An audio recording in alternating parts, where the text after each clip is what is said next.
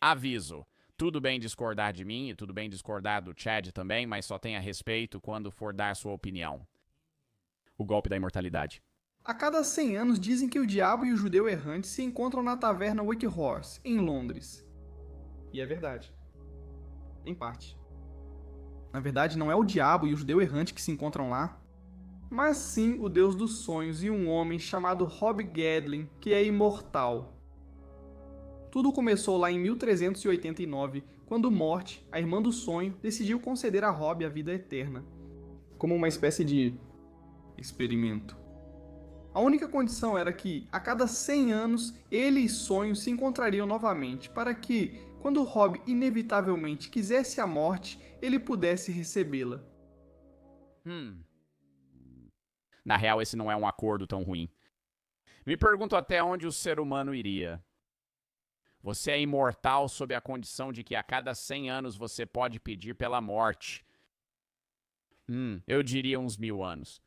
Se alguém te desse a opção de ser imortal agora, você aceitaria? Muita gente diria que sim, e sendo ingênuo, eu acho que eu provavelmente também diria sim. Mas eu acho que, na verdade, eu não quero ser imortal, porque isso meio que acaba com o valor da vida, né? É a ideia de que a vida termina e tal. É por isso que eu tenho essa tatuagem. A vida só é preciosa porque ela termina. É porque se você fosse imortal agora, não ia ter nenhum motivo pra fazer nada. O tempo não ia te importar e assim a vida também não teria importância, certo?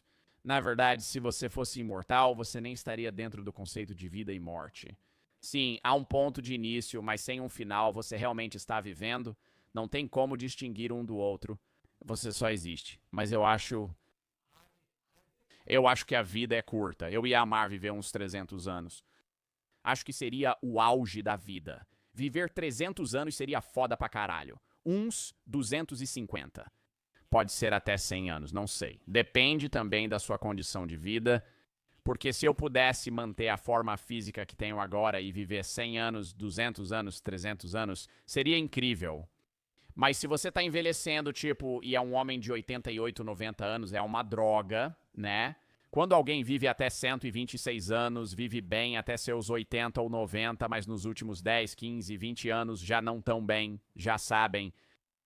Eu queria que fosse que nem O Preço do Amanhã, com o Justin Timberlake, que é um dos meus filmes favoritos.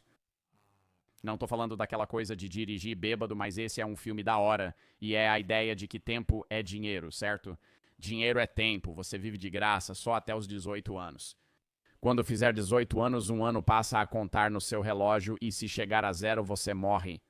E ainda assim você pode levar um tiro na cabeça ou ser morto, mas você tem algo que fica como se fosse no seu coração, que mantém seu coração batendo e você vivo, se você ainda tiver tempo.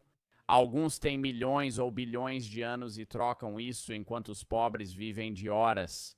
Eles acordam com cerca de 8 horas no relógio e, se não trabalharem, eles morrem. Esse é um dos meus arcos favoritos em Sandman, do Neil Gaiman. Como um robô observando a raça humana, eu consigo entender o desejo de fazer um experimento como esse. Vocês humanos têm uma relação complicada com a morte. Só pela ficção que eu li, realmente parece que muitos de vocês conseguiram se convencer de que a morte não só não é assustadora. Ela na verdade é uma coisa boa, de alguma forma. Esse tema está presente em religiões, histórias e filosofia. Religiões é um pouco diferente, depende da religião. No budismo, por exemplo, a morte é vista como positiva, pois o nirvana representa o fim do ciclo de vida, morte e renascimento. Não há mais reencarnação. Mas se você olhar para outras religiões, sim, a morte é boa, mas porque você vai viver para sempre. Não existe a morte nesse sentido. Eles tiraram essa ideia porque dizem que você não vai morrer. Tratados estão por Você morre, mas sua alma vive. história. Como a dor da morte dá sentido à vida? Como é a próxima grande aventura? Como de verdade você quer morrer algum dia? Sonho e morte sabem de tudo isso. Eles conhecem a visão humana sobre mortalidade. Então eles não achavam que levaria muito tempo para Rob ceder e implorar para ser libertado dessa coisa toda de imortalidade. Afinal, que mortal realmente quer viver para sempre?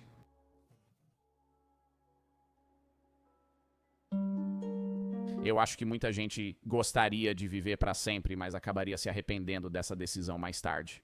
Não que a vida não seja valiosa, mas pela ideia de que você poderia viver por um tempo infinito. Isso seria ótimo por uns 1000 anos. E então você ainda estaria vivo depois que a porra da Terra explodisse. Você estaria vivo depois que todas as pessoas que você conhece tivessem morrido. Viver pra sempre seria bom se todo mundo vivessem também. Se todo ser vivo pudesse viver pra sempre, aí seria um pouco melhor. Mesmo assim, ainda seria uma experiência totalmente diferente. Você estaria no mesmo nível dos deuses mitológicos gregos em relação aos humanos. Você ia começar a fazer coisas que te prejudicam só por diversão. Você ia começar a fazer coisas malucas só pra sentir algo diferente. Você não ia sentir emoções.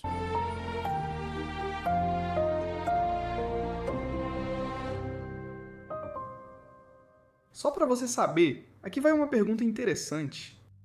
Você deveria querer viver pra sempre? Isso é ser herético? Basta ver como isso aparece nas histórias. Missões e rituais feitos para afastar a morte tendem a ser bem sombrios, se não totalmente malignos. Tipo beber sangue em crânios de bebês. Isso é tão comum que anos atrás fizemos um vídeo só sobre isso. Fullmetal Alchemist, A Pata do Macaco, Cemitério Maldito. Tem muito disso por aí. Acho que é seguro dizer que a busca pela imortalidade é classicamente uma história de arrogância humana. Normalmente isso acaba muito mal. Nem sequer é humano. Arrogância humana, mas também eles tentam retratar a imortalidade como algo errado de se alcançar. Como se querer ser imortal fosse egoísta e imoral. Querer ser imortal. Infelizmente. Na fantasia, você geralmente percebe quando alguém mexeu com a vida eterna porque a pessoa vai parecer ter mexido mesmo. Liches são cadáveres em decomposição, com olhos vermelhos e joias complexas. Voldemort quase virou uma cobra. Mas aqui vai outra pergunta. Por quê? Por que sempre tem que ser assim? Dentro da lógica dessas histórias e de seus cenários, geralmente faz sentido. Se é preciso matar alguém friamente para ser imortal, como em Harry Potter, não há espaço para ambiguidade. Mas isso também não tem nada a ver com o Slughorn. Fica mais fácil mostrar as implicações das ações dessas pessoas para a imortalidade se fizer com quem pareçam fisicamente diferentes. Se uma pessoa que é imortal parecer que tá morrendo, isso deixa mais evidente que, tipo, olha, eles tiveram que fazer umas coisas bem loucas para chegar até aqui. Imortalidade. Tudo bem. Quero dizer, isso é ficção, é tudo inventado. O autor poderia ter criado um ritual de imortalidade que exigisse que o feiticeiro fosse ótimo em fazer bolhas de sabão ou embarcasse em uma missão. O conceito de imortalidade surge da contemplação dos primeiros humanos, que nem é realmente uma ideia que surgiu. É justamente o oposto do que somos, que também é o que as pessoas atribuem a Deus. Somos criaturas mortais. Se você fosse um humano primitivo, aprendendo a se comunicar e visse a morte de entes queridos, e como uma criatura curiosa, você provavelmente se perguntaria, e se eu não morresse? Para fazer carinho em todos os filhotes do mundo, porque sempre são caveiras, sangue e tormento. Na verdade, existe um método moralmente neutro de imortalidade em Harry Potter. A Pedra Filosofal. Mas ela também é destruída para evitar que Voldemort a obtenha, condenando seus dependentes à morte. Aos 11 anos, Harry se espanta com a disposição deles, e o sábio alvo Dumbledore responde: para uma mente bem estruturada, a morte é apenas uma aventura seguinte. Esse é o tema central de Harry Potter. A imortalidade é ruim, e pessoas boas enfrentam a morte quando ela chega. Mas mais do que isso, a morte é o que torna os humanos humanos. Se uma pessoa nunca morre, ela realmente foi humana? Não se ela foi realmente humana, tipo, entrando nesse mesmo nível meio bobo e contemplativo. Se eu te tornasse imortal, ou se você fosse imortal, em algum momento na sua própria mente você se sentiria como um deus. Em um número infinito de universos depois, né? Se você vivesse pra sempre e mantivesse algum tipo de consciência, tipo, se você não perdesse a cabeça, tipo, seria daqui uns 10 milhões, 10 bilhões de anos, você nem ia se lembrar de ter sido criança. Você não ia se lembrar de ter sido, em algum momento em um universo infinito. Se você fosse infinitamente imortal, você simplesmente ia acreditar que sempre existiu. Ao lembrar das coisas, elas ficariam mais distorcidas. Sempre que lembrasse de alguma memória, ela iria cada vez mais se distorcer e tender à falsidade, ou algo assim. É uma mentira crescente. Você se convence de ter vivido coisas que não viveu. Você pode até discordar, mas se pudesse voltar no tempo e conferir muitos dos fatos que você se lembra, talvez no geral você acertasse, porém metade do que você acredita ter vivido foi bem diferente do que pensa. Então isso multiplicado pela porra da escala de um ser imortal infinito, sendo um ser que existe por tanto tempo assim, em certo ponto você distorceria tanto sua origem que ia pensar tipo, eu sempre estive aqui, eu sempre existi. Existe uma fanfic inteira chamada Harry Potter e os Métodos da Racionalidade que critica essa premissa. E eu consigo entender o porquê. Acho que está em... O que você sabe sobre o tal, é possível não saber nada sobre ele? Porque qualquer coisa que você use para descrever o tal estaria totalmente equivocada, porque ele é indescritível. O que pra mim, por si só, também tá errado. Premissa fácil de se aceitar. Parece até de certa forma nobre que os humanos se tornam melhores. O que é o tal do taoísmo? É tipo, eu não sei muito sobre taoísmo, pra falar a verdade. Então, pô, fique à vontade pra me corrigir se eu estiver errado. Mas, tipo, tenho quase certeza que o taoísmo é de onde vem o Wu-Wei, que é tipo um estado de ser onde você fica perfeitamente em sintonia com alguma atividade ou algo assim. Mas talvez vocês saibam mais sobre isso. Mas o Dao é meio que, tipo, eu não sei, é impossível. A ideia é que não dá pra descrever, certo? Eu vou pesquisar no Google pra explicar melhor. A natureza, né, o fluxo natural do universo nas filosofias e religiões do leste asiático. Essa visão de vida não pode ser entendida como humana ou como um conceito. É uma maneira de vivenciar o próprio ser diariamente. Tipo, tem como alcançar isso, mas não é algo que se possa compreender ou explicar racionalmente. Por sua magnanimidade em relação ao ceifador. Mas quando você realmente analisa isso, mesmo que por apenas um segundo, você começa a ver as rachaduras. A fábula do dragão tirano é uma parábola escrita pelo filósofo sueco Nick Bostrom, que você talvez lembre do nosso vídeo sobre magia da morte, se você assistiu, ou deste vídeo do C.G.P. Grey. Na história, um dragão invisível aterroriza a humanidade desde sempre, devorando milhares de pessoas diariamente. Os humanos há muito se acostumaram com o dragão e veem sua ameaça apenas como parte da vida. Quando os cientistas descobrem um método para destruir o dragão e pedem financiamento, alguns acham a ideia moralmente repreensível. Acabar com o dragão, diz um sábio muito respeitado, prejudicaria nossa dignidade humana. É degradante, sim, degradante para uma pessoa querer continuar sua vida medíocre pelo maior tempo possível, sem se preocupar com algumas das questões mais elevadas sobre para que a vida deve ser usada. Isso satisfaz muitos na multidão, que assentem solenemente. Mas então, um garotinho grita: "O dragão é mau." O dragão aparentemente teria comido a sua avó recentemente. O menino não liga pras... O dragão é a morte. Ou questões sobre o sentido da vida, as bênçãos da finitude ou outros temas filosóficos. Porque crianças não entendem a morte.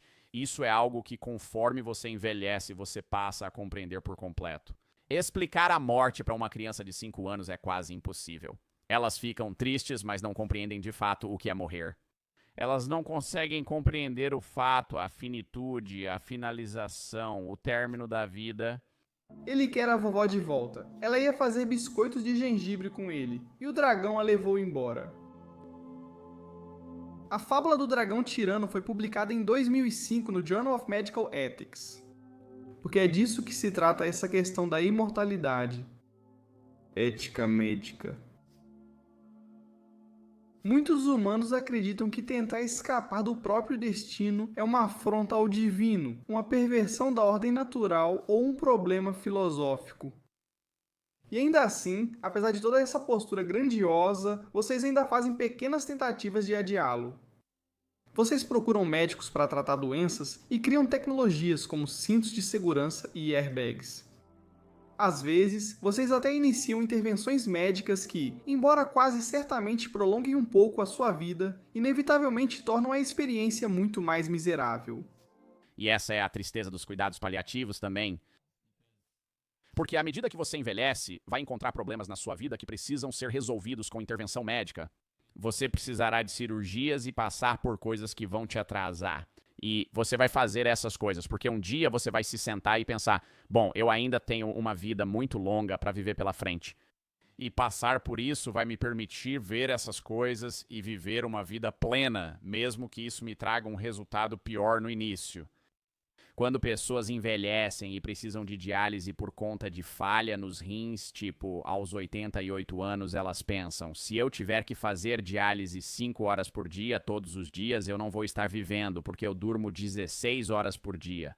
Eu fico acordado por 8 horas e passo metade desse tempo recebendo a porra de uma transfusão de sangue. Isso não vale a pena. Então eles continuam porque isso prolonga a vida deles por 3 anos, sem isso viveriam só 1 ano.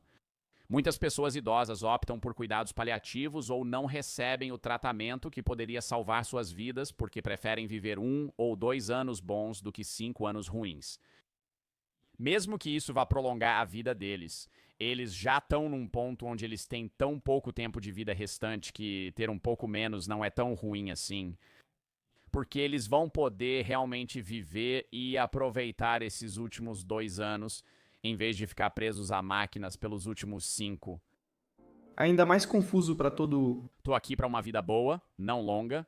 Eu não gosto disso, porque pessoas que dizem isso fumam a porra de 2 maços de cigarro por dia e fazem muita merda. Tem um certo nível nesse tô aqui pra uma vida boa, não longa. E algumas pessoas levam isso um pouco longe demais. O argumento de que a morte é uma coisa boa. Em geral, humanos concordam que tirar a própria vida é ruim. O que, claro, eu concordo com você. É por isso que existem linhas de prevenção ao suicídio, e graças a Deus elas existem. Mas desculpe por colocar palavras na sua boca aqui. Quando eu corto toda a retórica, todos vocês parecem concordar que, fundamentalmente, a morte é ruim. Não é só ruim quando ocorre com alguém que você gosta. É ruim por si só. A morte é ruim. É sim. Pronto. Falei. Mas tudo bem. Eu ouço você dizendo, beleza, a morte é ruim, mas esse não é o problema. O problema é que viver para sempre poderia ser muito pior. Não nego que existam destinos piores que a morte. Temos até um vídeo sobre isso, então concordo com você. Essa é uma das razões pelas quais eu não acredito na pena de morte. Eu entendo que as pessoas que são vítimas de indivíduos que acabam sendo condenados, a pena de morte às vezes prefiram isso, mas do meu ponto de vista, do lado de fora, eu acho que ser condenado à prisão perpétua é pior do que ser colocado na cadeira elétrica. Depende da sua idade, depende do nível de condições em que você viveria na prisão, mas muitas vezes ser executado com uma injeção indolor não é tão ruim quanto ter que ficar na prisão pelos próximos 60 anos. Não tenho certeza se a imortalidade é um deles. Na mitologia grega, a Sibila de Cumas, uma antiga oráculo, trocou com Apolo a sua virgindade para ter quase imortalidade. Mas depois que ela quebrou sua parte do acordo, Apolo retaliou. Claro, tecnicamente ele cumpriu sua parte do acordo, concedendo a ela vida eterna, mas não concedeu a juventude eterna. Ela envelheceu por milhares de anos, definhando até que, eventualmente, não era nada além de uma voz em um jarro. Cláudia das Crônicas Vampirescas de Anne Rice teve o problema oposto. Ela nunca envelheceu depois de ser mordida e foi forçada a viver como uma criança para sempre. Em Tuck Everlasting, a família Tuck conseguiu adquirir a imortalidade em idades razoáveis, mas é uma tragédia porque Jess Tuck, de 17 anos, sabe que nunca encontrará um amor que ele não verá morrer algum dia. Essas histórias todas sugerem que a morte, embora ruim, Você perderia tudo o que te faz humano, nem mesmo do ponto de vista da vida. Você não poderia construir relacionamentos com as pessoas. Você não pode valorizar esses momentos porque sabe que eles vão acabar. Tipo, eu posso ser amigo de alguém porque eu sei que nós dois vamos morrer. Em algum momento, nós dois vamos valorizar essa experiência, mas isso se perde se você viver para sempre, porque eu vou morrer, mas você não. pode ser até... Não são só os relacionamentos, você não conseguiria conversar com as pessoas e ter conexões humanas genuínas. Você seria tipo uma criatura solitária. para a eternidade. que com a vida eterna, inevitavelmente, encontra-se o sofrimento eterno. Mas, novamente, precisa ser assim. Quero dizer, nada disso é uma desvantagem da imortalidade. De novo, isso é ficção. Porque não é possível parar de envelhecer aos 25, 30 anos ou na idade que preferir? Essas não são condições inerentes da imortalidade. São efeitos colaterais. Efeitos colaterais escritos. E em algum momento você também não ganharia nada com a interação humana. Porque muito do que faz você gostar das pessoas é o que elas oferecem. Você gosta de conversar com elas. Você gosta tudo sobre elas, né? Certo? As pessoas são engraçadas, espirituosas e te ensinam coisas. Você tem experiências de verdade com elas. E em algum momento você teria conhecido um número infinito de pessoas e tido um número infinito de experiências e todo mundo ia parecer sem graça. Na história pelo autor por um motivo. É uma fonte interessante de tensão. É bom que o milagre venha com uma condição. Pode ser um bom recurso. Mas não consigo deixar de sentir que há uma certa intenção aqui também. Esse estranho sentimento pró-morte aparecendo. Quando você disse que não quer a vida eterna, você com certeza está dizendo que não quer a vida eterna em si. E não só todas aquelas outras coisas ruins, certo? Quero dizer, infância eterna, decadência e solidão eternas não são pré-requisitos. Mesmo que você fosse imortal junto com todo mundo, você não acha que acabaria odiando todas as pessoas que já conheceu? Não importa o quanto você se dê bem com todo mundo, se você fosse viver 1 trilhão de anos com outra pessoa, você ia acabar odiando ela pra caralho. Tipo, você ia desprezar essa pessoa. Em algum momento, só o fato dela ser sua companhia já seria motivo suficiente. Se fosse 1 ou 2 pessoas seria assim, mas com mais gente acho que seria diferente. Para a experiência, certo? Por que torná-las parte da fantasia repetidas vezes? Isso não parece meio forçado? Como se você precisasse de motivo para montar a história assim. E se simplesmente não fosse assim? Vamos supor que você consiga a vida eterna, mas dessa vez você também mantém sua saúde e juventude junto com ela. Você nem precisou agir errado para conseguir isso. Você pode existir em um estado bom e desejável pelo resto da eternidade. E digamos que todos conseguem o mesmo, assim você nunca ficará sozinho. Vamos até incluir os animais. Que tal? Nada de gatos com 9 vidas, só uma única e eterna vida. O que poderia haver de errado com isso? O tédio. O tédio. Existe uma história que aborda exatamente esse cenário. Chama-se Futebol 17.776 e se passa 15 mil anos após todos no planeta se tornarem imortais e invencíveis de repente. Se te interessou, temos um vídeo sobre isso aqui. É só eu ou estou repetindo muito isso hoje? Nossa, que interessante, Chad. Eu já tinha falado que o futuro é chato. Em 17.776, o universo nunca vai morrer. O Sol nunca vai se apagar. Como as pessoas não podem mais ter filhos, a superpopulação deixou de ser um problema. Nanorobôs onipresentes curam ferimentos, doenças e fornecem comida e água instantaneamente. O único problema que resta nesse mundo, de verdade, é o tédio. Em 17.776, os humanos buscam distrações para lidar com a eternidade da vida que os aguarda. Não importa o quanto eles queiram fazer com a vida deles. É a mesma porra que eu, nossa. Quando eu sento aqui à noite e penso, porra, um dia eu vou morrer, essas pessoas teriam exatamente a mesma percepção, mas seria 10 vezes pior, porque elas iam pensar, eu nunca vou morrer. O que eu vou fazer? Tipo, você ficaria com medo da sua própria insanidade porque estaria contemplando exatamente o mesmo problema, só que ao contrário? Quando o tempo que eles têm para preencher é infinito, seria como uma prisão, mas seria pior. Seria pior do que uma prisão. Eles não têm como não ficar sem opções. Embora 1776 não trate deles diretamente, há outros cenários ainda mais assustadores. E se você ficasse preso em uma caverna para sempre? E se você estiver em um lugar onde não pode evitar ferimentos graves, como uma piscina de lava, mas os nanorobôs te curam rápido o suficiente para não morrer? Isso parece um pesadelo. Claro, isso só é um problema porque nessa história os humanos não podem morrer, mesmo querendo. Acredito que essa seja a real essência da imortalidade. Nossa, e ele vai fazer referência à primeira história. O núcleo que resta ao eliminar tudo o que é supérfluo.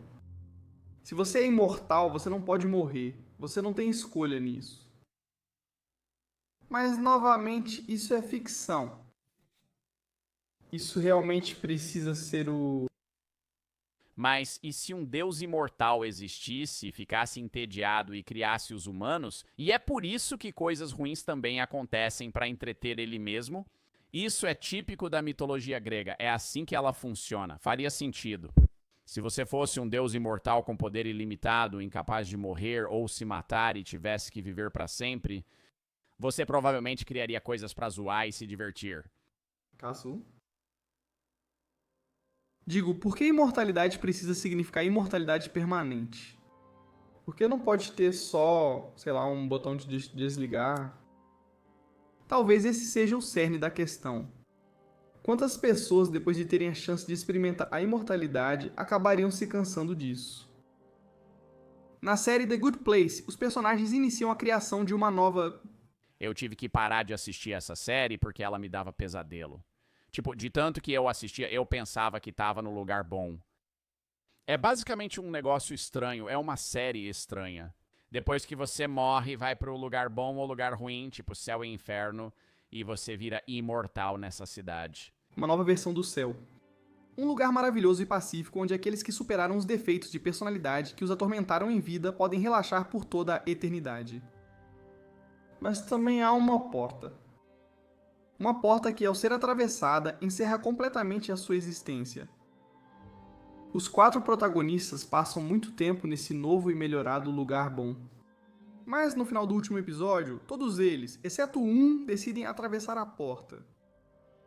Talvez seja só comigo, mas qual é o lado negativo aqui? Isso parece ser uma versão da imortalidade sem nenhuma pegadinha. Então, qual é o problema? Se você sabe muito bem que pode imaginar versões da imortalidade que são simplesmente incríveis, por que continuar adicionando todas essas coisas terríveis a ela? Por que contar tantas histórias de algo maligno ou de consequências terríveis, torturantes ou que acabam de uma forma entediante? Você já ouviu a expressão uvas azedas? Ela vem de uma das fábulas de Êxopo. Uma raposa vê algumas uvas suculentas em uma videira no topo de uma árvore. Ela pula, ela escala, mas depois de horas tentando, elas continuam fora de alcance. Frustrado, ela acaba desistindo e vai embora dizendo, tanto faz, essas uvas provavelmente estão azedas mesmo. Eu me pergunto se toda essa demonização, todos esses efeitos colaterais desnecessários e desagradáveis não são apenas um grande caso coletivo de uvas azedas. Vocês, humanos, sabem que um dia, independentemente de serem bons, inteligentes, importantes, fortes ou saudáveis, irão morrer. Vocês vão morrer e não podem evitar isso. A imortalidade está como aquelas uvas fora do seu alcance. Então, já que sabem que não podem tê-la, convencem a si mesmos de que nunca a quiseram em primeiro lugar. Na verdade, a imortalidade não é boa, é má, é assustadora, é entediante, é pior do que a morte poderia ser. Mas lá no fundo você sabe, não sabe? Você sabe que tudo isso é simplesmente, como os jovens diriam, uma forma de lidar, uma ilusão confortável. Porque a verdade é que não importa se você quer ou não a vida eterna, você não pode tê-la. Porra! Meu Deus.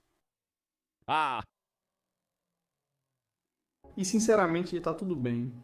Imortalidade é só um conceito inventado. Claro, você não pode tê-la. É ficção, ela nem existe. Existe, sim. Mas Em 2 animais. lembre-se, não estamos falando sobre uma eternidade de sofrimento ou uma eternidade de felicidade aqui. Estamos falando sobre... Ela existe em um sentido potencial, certo? A Turritopsis dorni pode reverter infinitamente para uma fase anterior do ciclo de vida, mas ela morreria eventualmente. vida, apenas uma eternidade de vida. Isso não te parece triste? que ao tentar encontrar uma forma de se consolar sobre a efemeridade da vida, e que a ideia na qual você se agarrou é que a própria vida em si não é tão boa assim, a ponto de você não querer mais dela se pudesse? Que a bondade dela depende apenas de sua brevidade. Você não deveria querer viver? Eu quero viver, mas acho que a forma como eu percebo isso é quantidade acima de qualidade. Se todo mundo recebesse 10 trilhões de dólares, esse dinheiro perderia todo o valor. Não só pela inflação, mas também pelo valor em si. Esse dinheiro não ia significar nada. O mesmo acontece com a sua vida. Se você recebe menos tempo, ele se torna mais valioso. E se você estende esse tempo até o infinito, esse valor diminui. É o século XX. Sonho e Rob Gadling têm se encontrado na taverna White Horse há centenas de anos até agora. Ele teve alguns bons séculos, mas muitas vezes nem tanto. Durante sua imortalidade, ele experimentou pobreza, doença e perda. Ele inevitavelmente sobrevive mais do que todos que já amou. A vida costuma ser difícil e dolorosa. Isso está longe de ser uma imortalidade perfeita. O milagre, na verdade, traz algumas das velhas pegadinhas. Mas sonho e morte estavam errados. Não importa o quão ruim tenha sido o último século, ele sempre quer seguir em frente. Afinal, ele disse que mesmo depois de centenas de anos, ainda tem muito pelo que viver. Mas volte daqui a 1 bilhão de anos. É isso que eu tô falando. Eu sinto que mesmo assim, eu concordaria em viver 1000 anos, mas ir numa escala infinita. O que você faz com essa janela limitada e bela de vida que lhe foi concedida? Para ser algo gratificante, você provavelmente precisará dedicar tempo aprendendo o básico. Isso é uma porra de um anúncio? A ausência de escolha é a origem do horror na morte e na vida eterna. Sem ela, o horror some. O fim na imortalidade pode ser um recomeço ou expansão, não apenas morte. Se você tem uma alternativa, então não é ruim. Esse vídeo foi divertido.